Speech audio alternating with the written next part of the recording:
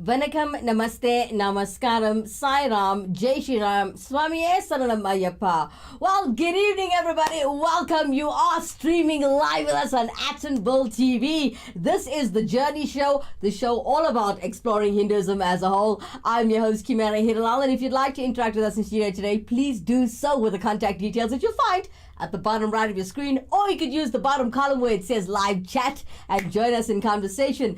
This evening we got streaming in is Kim Padachi rather. She comes in saying Vanakkam, as well as Ramashni Padachi. Vanakkam to everybody. Thank you all for joining the show this evening.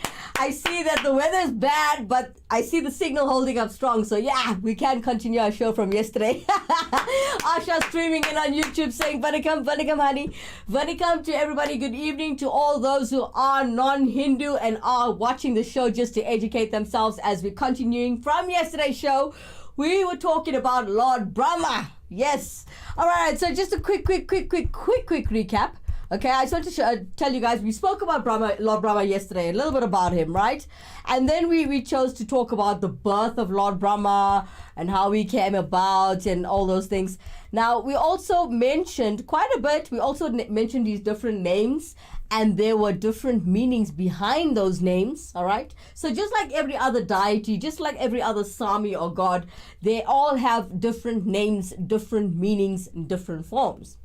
Okay, then we also spoke a little bit about why Lord Brahma is not worshipped and why you don't see him in any temple, yeah? All right.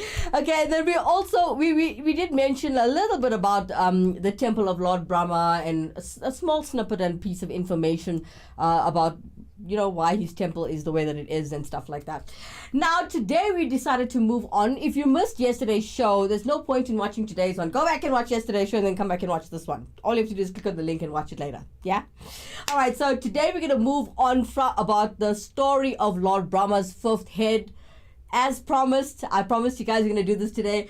We are going to be talking about Lord Brahma's head today. Asha Poonen, Ramashni Padachi, Kim Padachi, you're welcome to interact with me in studio today. Share your beliefs, share your thoughts. Well, anything that you were taught growing up that's different to what I'm talking about today. Remember, this show is not about fighting. It's all about education. We are educating everyone about the Hindu culture.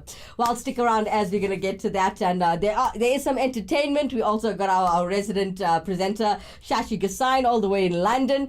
Don't forget, we also got Auntie Sheila coming up with a little bit of entertainment. So this is going to be a really jam-packed show full of entertainment, full of life on this beautiful Friday evening. Don't go anywhere. We'll come back straight after this commercial break.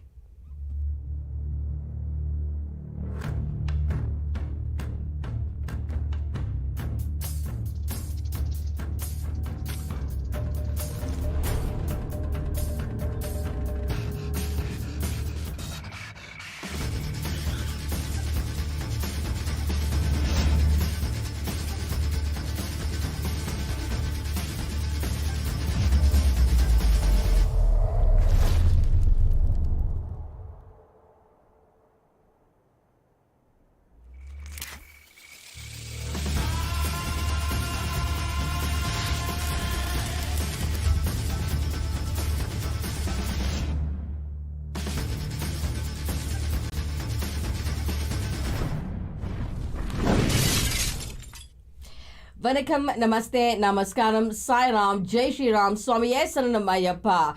Good evening, everybody. Welcome to the show. If you just got in, you are streaming live with us on Actonville TV. This is the Journey Show, the spiritual show about exploring Hinduism as a whole.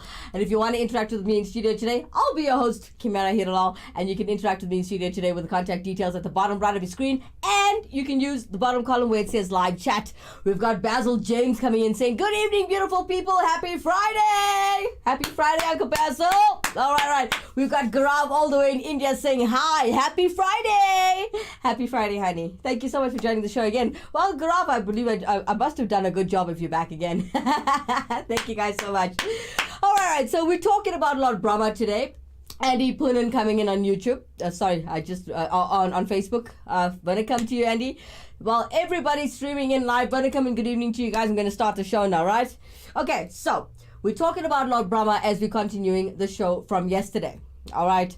And we decided now today we're going to continue with, after all of the information I've given you a bit of a rundown, right? And today we're going to be talking about the story of Lord Brahma's fifth head. So before we get to that, we got a little bit of info content to recap yesterday's show if you missed anything. And I do believe Amy coming in as well, saying good evening. Good evening, Amy. Welcome to the show. Now, we're going to do a quick recap of yesterday's show, and then we'll continue with the story of Brahma's fifth head. Here we go.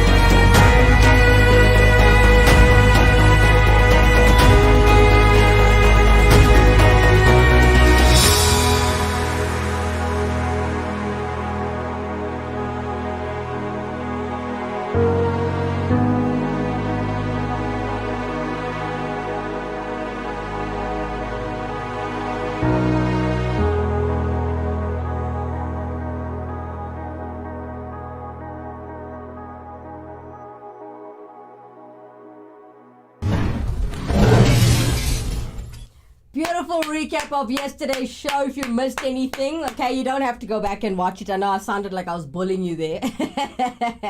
All right, so getting back into it, today's show is about the story of Lord Brahma's fifth head. Do interact with us in studio today. Contact details right there. Bottom column says live chat. Use any of them. It's all yours. All right. So today we're talking about the story of Brahma's fifth head, right? Now, according to the legend, Lord Brahma, right, he was initially born with a single head, right? Now, however, when he created goddess Saraswati out of one of his own limbs, just by the way, he fell in love with her at once. Now, goddess Saraswati was, on the other hand, trying to run away from him out of her shyness, all right? And to keep track of movements of goddess Saraswati in every direction, Lord Brahma created 4 more heads for himself. I wish I could do that. Yeah, that would be cool, right? So, okay, the 5 heads together, right? Okay, so the 5 heads together kept a thorough watch in all 4 cardinal directions as well as the upward direction to report the whereabouts of goddess Saraswati.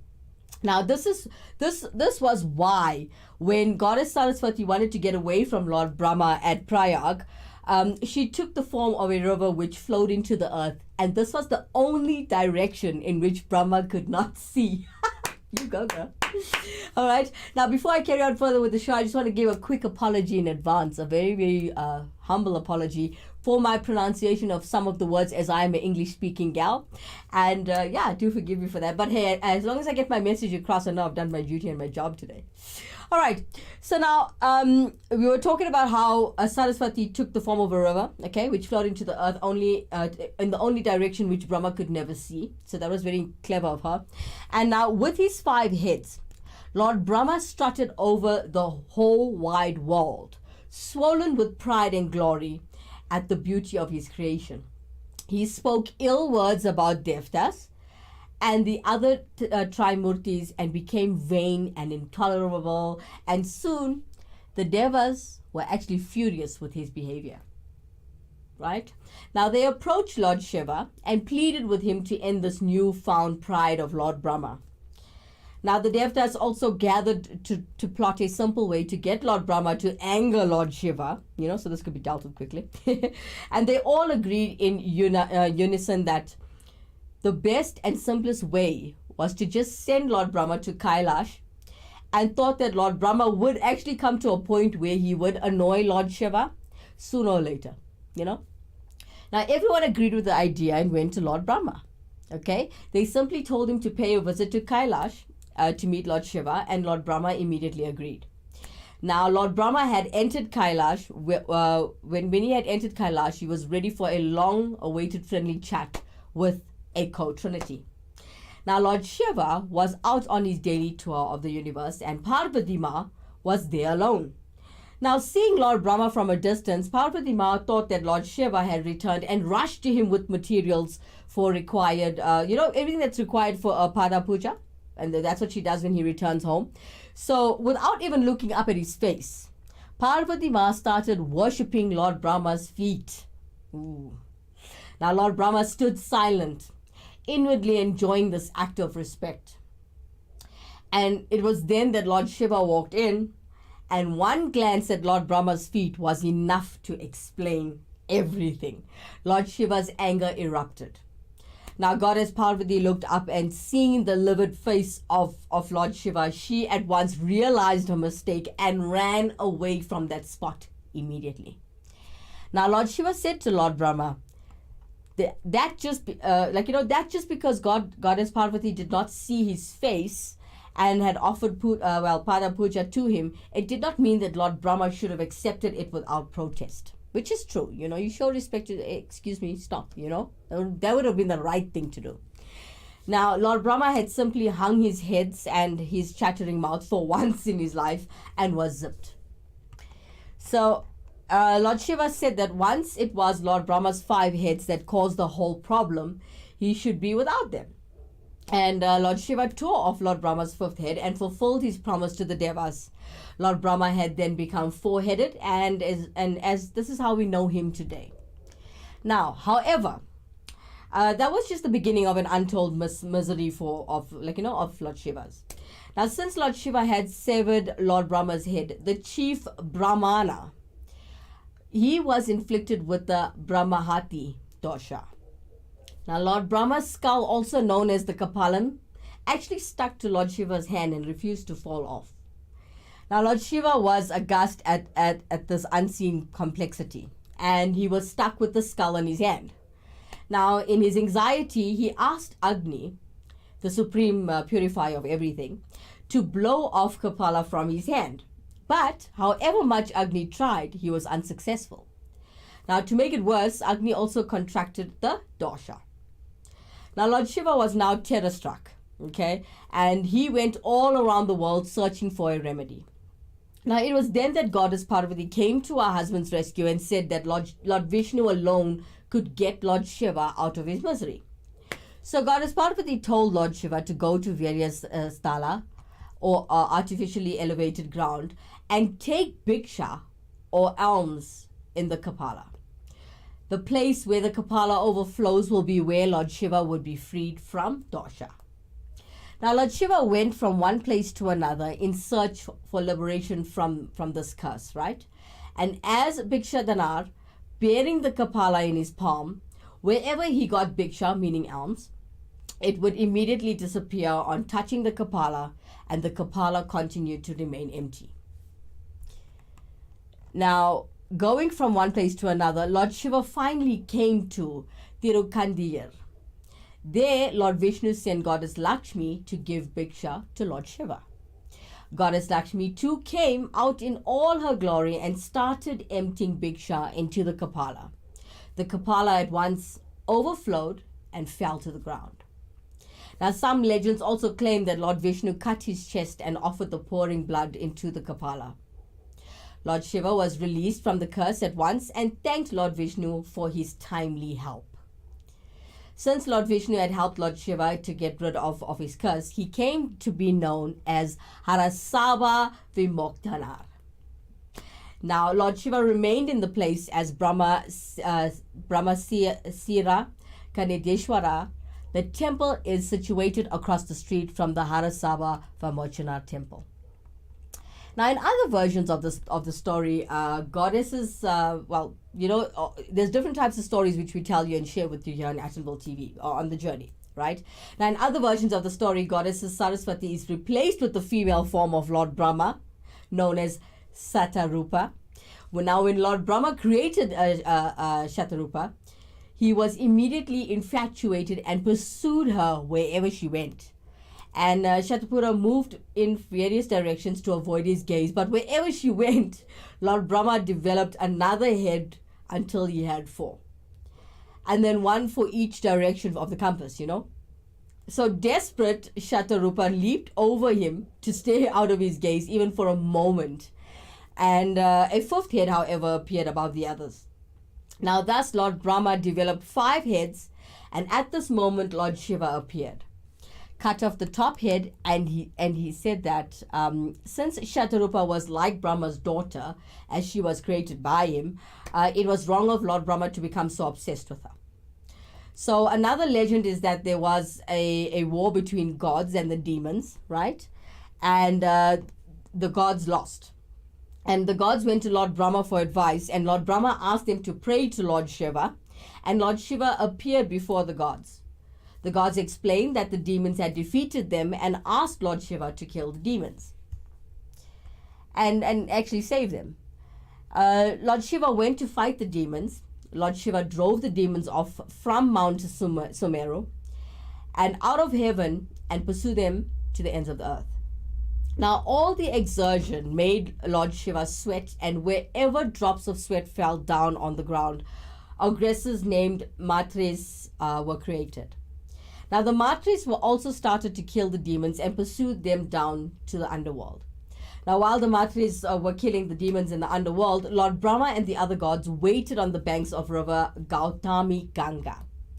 When the Matres had killed all the demons, they returned to earth and began to live on the banks of Gautami Ganga. Now, Lord Brahma's 5th head was in the shape of a donkey's face. Let's talk about that a little bit. His face is in the shape of, the 5th head was in the shape of a donkey's face, but when the demons were running away to the underworld, the donkey's head addressed the demons and had said that they should come back and not run away, as he would aid them in the fight. The gods were alarmed at the situation, and Lord Brahma they were alarmed at the fact that Lord Brahma was helping them in their fight with the demons, and that Lord Brahma's 5th head was trying to help the demons. So the gods went to Lord Vishnu and asked him to cut off Lord Brahma's fifth head as it was causing too much confusion. Now, Lord Vishnu had said that he could do that, however, there was a problem. Okay? Lord Vishnu said that when the cut off head fell into the earth, it would destroy the earth. So Lord Vishnu told them that they should pray to Lord Shiva to find out why. So the gods prayed to Lord Shiva. Lord Shiva agreed to cut off the head, but what would be done with the severed head as the earth as well as the ocean refused to bear it? It was decided that Lord Shiva would bear the head himself. The place where Lord Shiva cut Lord Brahma's fifth head off is known as Rudra Tirtha. Now, as we're talking about Lord Brahma's fifth heads, we just finished off our little piece of information. If you want to interact with us and share your story with us, we've got Ramashni Parachi coming in saying she loves the recap. Thank you so much, honey. I hope you did. Beautiful graphics and work done there by Andy Purin. Thank you so much. All right, so we're talking about Lord Brahma's fifth head now. If you want to interact with me and know another legendary story, please do interact with us in studio today. You're welcome to either type it out, but if it's too long or you feel it's too much to type, drop us a voice note on 074-660-5829. If you missed the number, 074-660-5829. We're currently talking about Lord Brahma's fifth head. If you've got another story or another story to aid what I'm talking about today, interact with us in studio today. We're going to come back straight after this commercial break. You can do anything. All you need is determination and a fresh pair of these nallies. But what's the point of looking like Injay game if all your money's on your feet and your dreams go up in flames? In this world of doing it for a gram, do you want a bank that takes your money or a bank that takes your money seriously?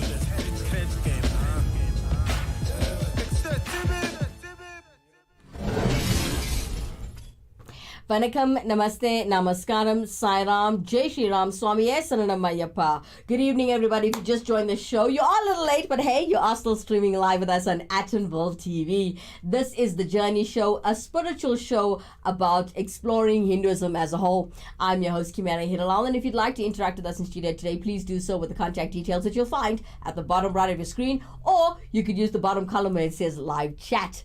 Now, we were just talking about Lord Brahma's fifth head. If you missed the show, you can scroll back or just click on the link and watch the show a little bit later. The show will always be there for you to watch.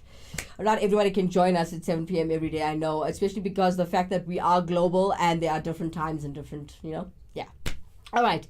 So, talking about Lord Brahma today, let's move a little further onto Lord Brahma's avatars. Interact with us here today if you know a little bit more than me. This is an educational show. All right. Now, Lord Brahma's avatars. Now, the scriptures mention 7 avatars of Lord Brahma. Okay, the same Lord that you don't see anywhere. Nobody's praising him. You're not allowed to. I think I've explained why. Okay. All right. So let's see if I can get this pronunciation like proper, right? No laughing at home. All right. Let's talk about the first avatar of Lord Brahma. He's known as Valmiki avatar. Okay, so now in this form of Lord Brahma, as Saint Valmiki compiled the epic Ramayana in the Sanskrit language.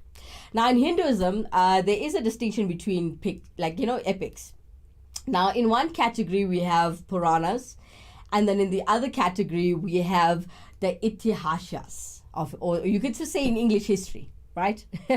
Now, the former one can be written or said by anyone, but the history should be compiled by only those who have personally participated in it. Now, the Valmiki avatar compiled the Itihasa, or the history of the Rama, called the Ramayana. Now, it was written in order to show the path of Dharma. Remember karma and Dharma? We were talking about that? Right. Now, this was written in order to show the path of Dharma to the world. Now, later the Ramayana was rewritten in Avadi, it's called the Avadi language, by the great poet Tulsidas. Now, the Ramayana is the great contribution of Saint Valmiki to the Hindu society. All right. It also is the epic tale of Rama's victory over the demon Ravana. Let's talk about the second avatar, Kashyapa. Okay, now Kashyapa avatar, also known as the Kashyap, is one of the Saptarishis of the seven sages, right?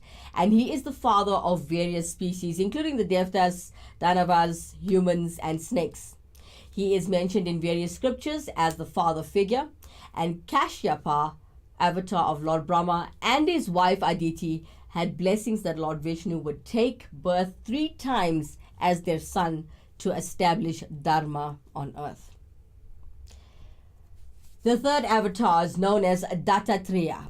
Now, he was one of the most knowledgeable avatars of Lord Brahma and is also considered to be the first teacher in the world. Now, Dattatreya also even taught Parshurama, the avatar of Lord Vishnu. And he is also known by the name of Adi Guru. The major source of his knowledge was nature itself. Okay, also he is considered to be one of the avatars of Lord Brahma, Vishnu, and Mahesh at once. Okay, the next avatar is Vyas avatar. Now, Ved Vyas compiled the Mahabharata. Now, Vyas made the Vedas accessible to the common people, and so he is also known by the name Veda Vyas. Okay, the next avatar would be the Kalidasa. Okay, the Kalidasa avatar. The Kalidasa was a Sanskrit poet and a dramatist, and he is credited with many plays based on our culture and history. And his play Abhigyan Shakutalam is praised by modern scholars up to date. Next avatar is called Chandra avatar. Now, Chandra avatar, once a pious sage named Mandavya cursed a Brahmin named Kashika. Okay, that he would die immediately during the sunrise. However, Anuseya, the wife of Kashika, possessed superhuman abilities. Furiously, she stopped the sun so that it would never rise. I mean, obviously, you're coming to death now, right?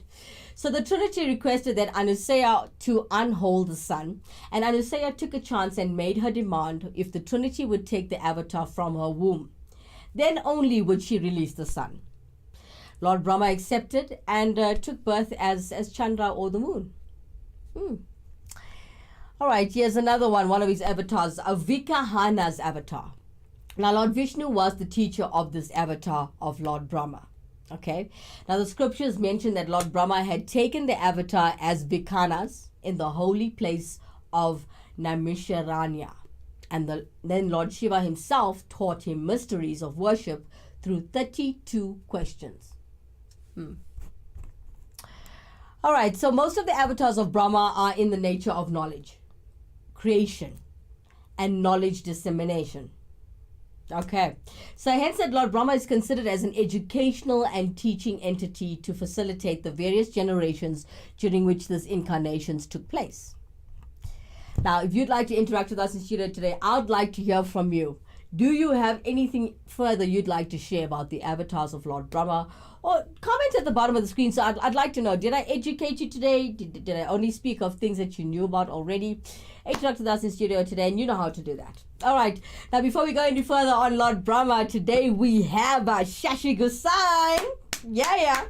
Okay, now she decided not to go on Lord Brahma. I have no idea why. You know why. I just taught you why. All right, we got Shashi Gosai all the way in London coming in today. She wants to teach us about chapter 1 of the Bhagavad Gita. Let's take a look. Namaste, I'm Shashi Gosai. Now, the ultimate book on spirituality for Hindus is the Bhagavad Gita. It contains 18 chapters and 700 verses. Pearls of wisdom of how we should live life even today.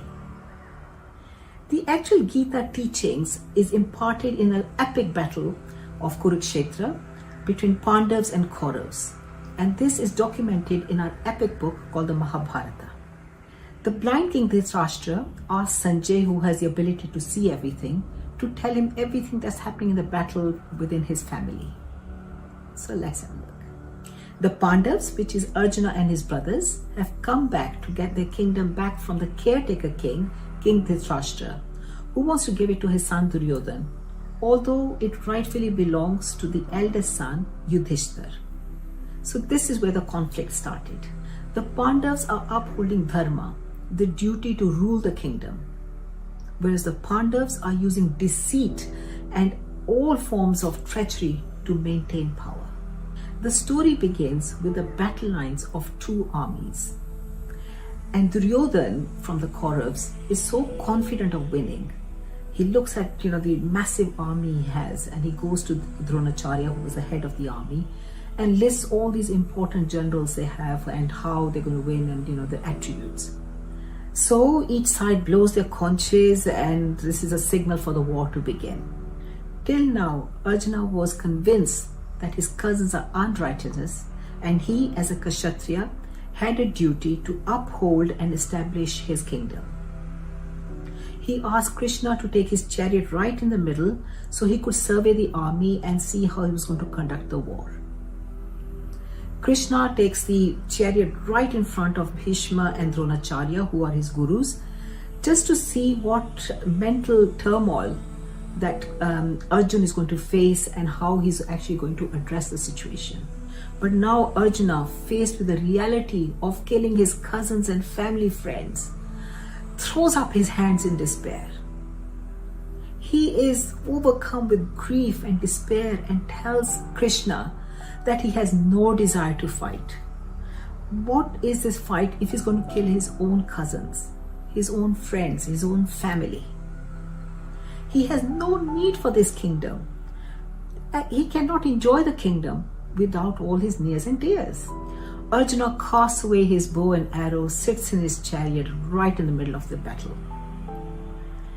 So although set in this battlefield, the discourse of Bhagavad Gita is essentially a two-person conversation about philosophy and yogic principles as opposed to the war itself. So it's not discussing about how the war is going to be done, but what we're going to learn from each angle, each act that one is going to take. Krishna, as the divine force of yoga, dharma and karma, not only has to convince Arjuna to fight, but to fight to win and to restore the good, to restore balance, to fulfill his duty as a warrior. So you can see the interaction that's going to happen between the two of them. In the process of convincing him, Krishna actually lays down the philosophy of living, and this is the basic of Hinduism. Krishna tells Arjuna to arise with a brave heart and fight and destroy the army. He says it's his duty to defeat evil and restore the power of good. There are three teachings in chapter 1. The first one is to identify the problem. So in this case, Arjuna identified his confusion of how he's going to fight his cousins. The second one is how you're going to address that problem. How are you going to actually face it and come to terms with whatever you have to do? And thirdly, you need a guidance. You need a guru who's going to teach you and show you how you get out of this turmoil and actually have answers to what you're going to do. Krishna identified three types of problems or samsara. The first one is called attachment or karpa. Second one, grief or shoka. And third one, delusion or moha. And when one is not happy with themselves, we seek external aids, dependence, attachment, leading to a very troubled mind. And this is what Arjuna is going through at the moment. So Arjuna is naturally at this moment going through attachment, and then that leads on to grief and delusion.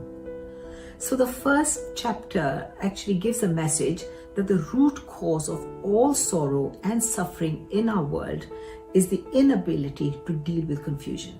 So naturally Arjuna is overpowered with this attachment, and that leads to grief and delusion. That is why Gita is taught in the middle of a battlefield, with soldiers screaming, swords clanging, trumpets blaring, and just chaos everywhere. Conflict is everywhere, and we have to learn how to handle it. The sooner we can recognize conflict and how it's going to impact us, the sooner we can look for the remedy and take the action so that we can progress in our professional, personal, and spiritual journeys. We experience conflict at three levels. The first one is called the material. That is the actual disagreements you can have within a family, friends, boss, neighbors, and that is more on a day-to-day basis. The second one is called the mental one. That's the conflict that's going on in our heads all the time of the decisions we have to make and all the confusion that's going on. And the third one is the spirituality. We are wondering if there's a God, how do we connect? Is there, is there an Atma with us? So it's all the questions that are going on at a more higher level. But these are questions that we do have in our head all the time, and it causes the confusion and just mental noise.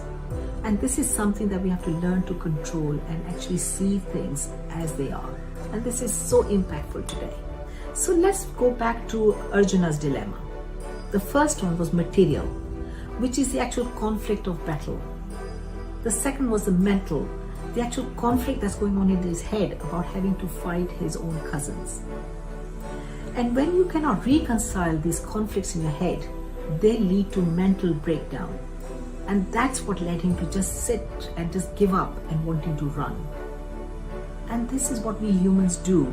When we cannot reconcile all these things, we just run and sometimes just have complete breakdowns, mental breakdowns, because we cannot reconcile and see logic at this time. So what is so unique about Gita is it teaches us to come to terms with conflicts. Because if we don't, it gives a rise to a third conflict called identity. So now Arjuna questions his own identity. He says, who am I? Am I a warrior fighting for a just cause? Am I a student of an eminent teacher? If I am a warrior, should I be in the Pandav army? If I'm a beloved cousin, should I be in the Kaurav army? So you can imagine the turmoil that's going on, and then he says, I'm both. Oh, what should I do? And since I cannot reconcile my identity, the easiest option is to quit. Quitting is the default response of our own ego. Arjun uses all kind of logic to justify to Krishna of why he should just quit. And this is something that we do when we cannot face conflicts.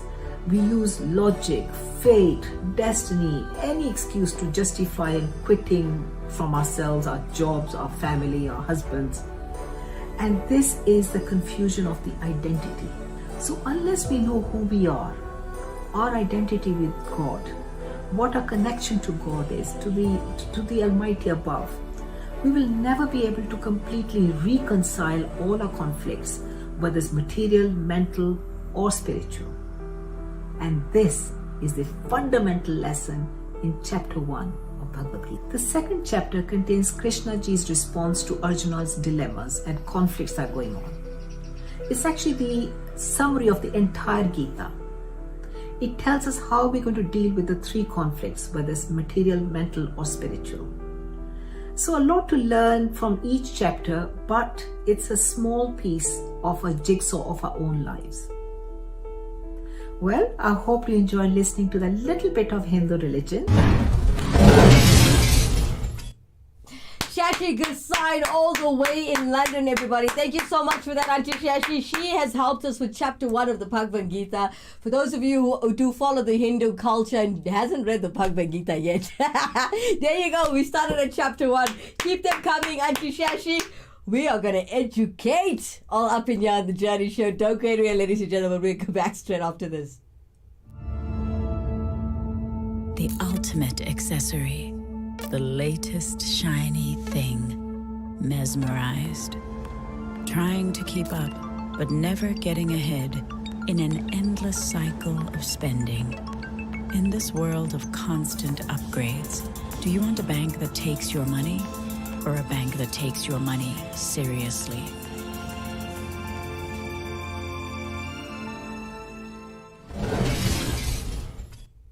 Vanakkam, Namaste, Namaskaram, Sai Ram, Jai Shri Ram, Swamiye Saranam Ayyappa.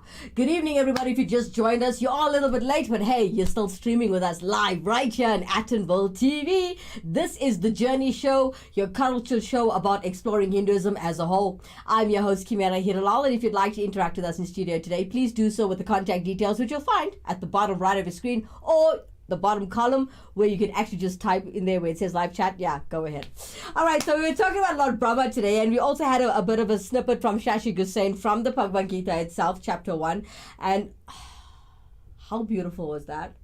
I mean, everybody's going through a little something mentally, so that did help you a little bit, right? It uplifted you spiritually. It did, right? Okay, so getting back to what we were talking about a little bit earlier. If you missed the show about Brahma, please do go back and watch yesterday's show and today's show so you can educate yourself and then catch up with us. Yeah. All right. So let's talk a little bit about Brahma in well, let's head towards Vedic astrology, my personal favorite. Okay, and this goes out, shout out to Ramashni Padachi as well. All right, so now let's talk about the origin of planets. Now, if you talk about the creation of planets, don't forget who Lord Brahma is. Lord Brahma is the creator. Yeah? So according to Vedic scriptures, Lord Brahma is the creator of the universe, right? And Brahma, however, gets the raw materials and the power to create from the supreme Lord Vishnu. Now, Brahma is therefore considered the secondary creator, right? And supreme Lord, he is therefore considered the secondary creator and supreme. Lord Vishnu is regarded as the primary creator, though. Okay, don't ever forget that. So the supreme Lord Vishnu provides the seeds for creating every single thing within the universe. Okay, and Brahma expands the seed. Now, the creation by Supreme Lord Vishnu is called Sarga. Okay, and the creation by Lord Brahma is called Visarga. You got it now. Sarga and Visarga. Okay.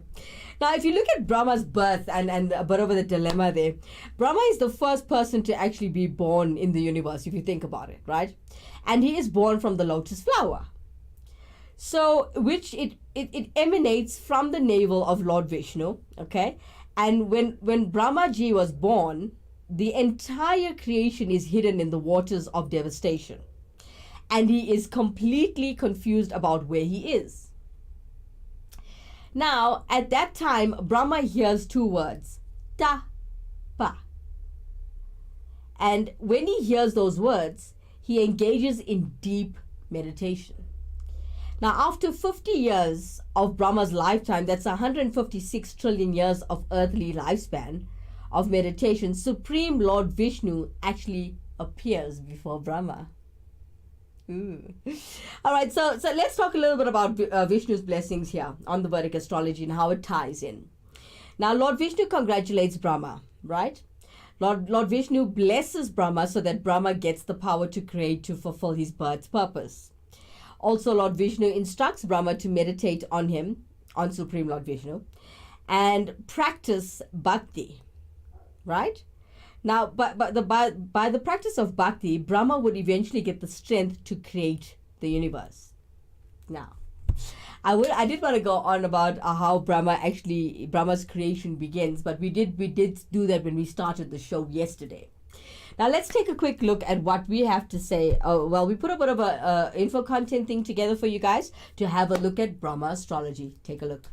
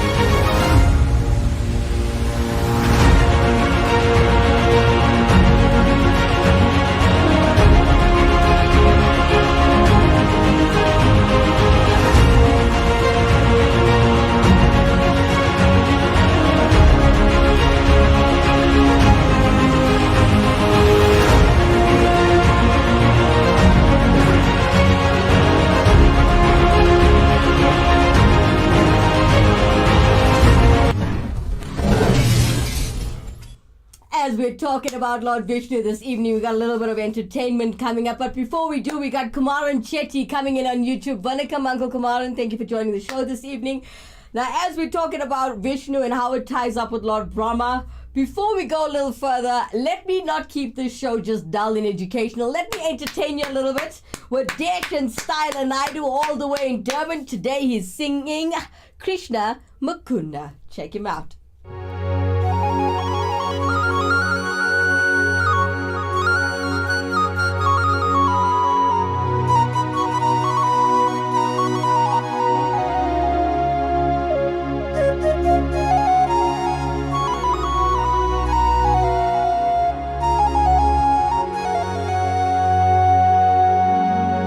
Karuna Sagar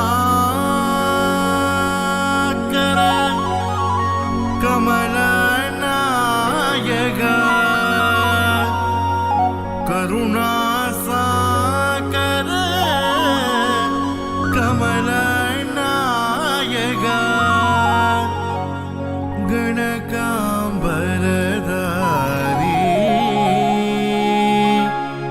Krishna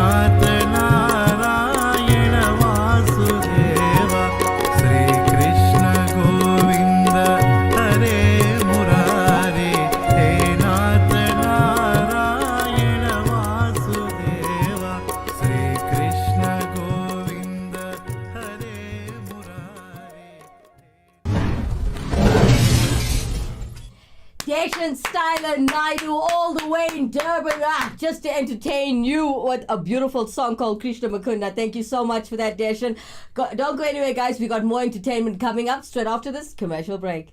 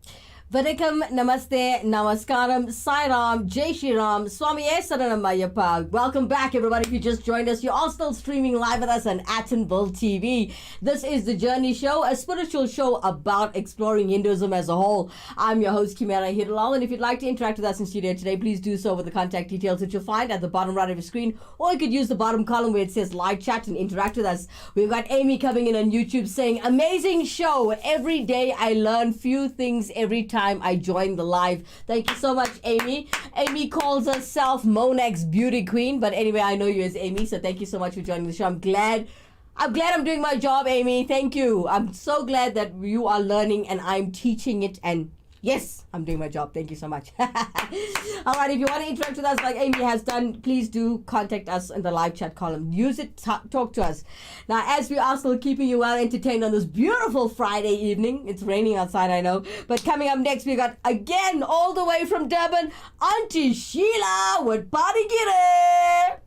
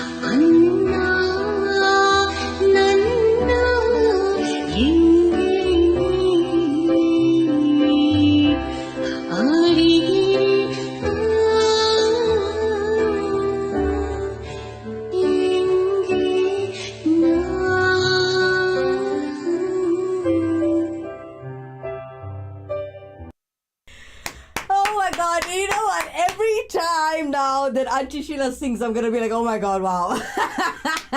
Auntie Sheila from Durban, everybody. For those of you who don't know her well, you're going to know her on our show.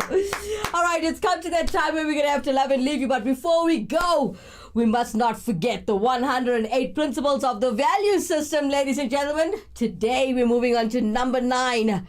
Do not be envious. Cultivate kindness. This was sent, these are the words from the Tirukkural himself, the 108 Principles of the Value System, sent by Palindran Munsami, as we know him as Chupa in Attonville. Yeah, good evening to you. If you are watching the show, thank you so much for helping me with the 108 Principles of the Value System from the Tirukkural. Thank you guys so much. For all of you that joined us this evening, thank you for joining the show. Let's do this again on Monday from 7 p.m. all the way up until 8. Don't forget, there's another show on Attonville TV called The Crack of Dawn.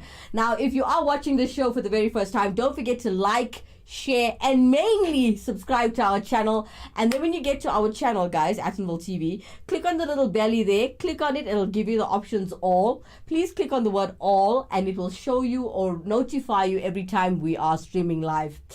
Well, it is a Friday night. I'll check you guys after the weekend. Have a blessed one. Mwah. Wherever you are, have fun. Be safe. It's festive season, everybody. Have a great weekend. Everybody stay blessed. Vanakkam, namaste, namaskaram, Sai Ram, Jai Shri Ram, Swami Saranam Ayyappa. Good night, everyone.